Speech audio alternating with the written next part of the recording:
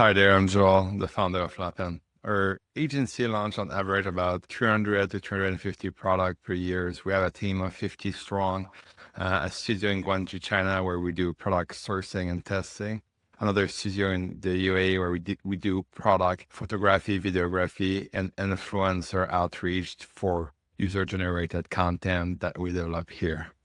In those consultation, what I'm doing is I'm essentially sharing what we've learned during our process of launching or managing those brands. I'm really transparent about just sharing different case studies, strategies, what is working at this exact moment in time in the market, or just help you connect the dots between all those courses and videos that you might have learned. And sometimes just being able to have someone kind of making this a straight line for you to be able to understand what are the next actionable in your journey and set you up for success.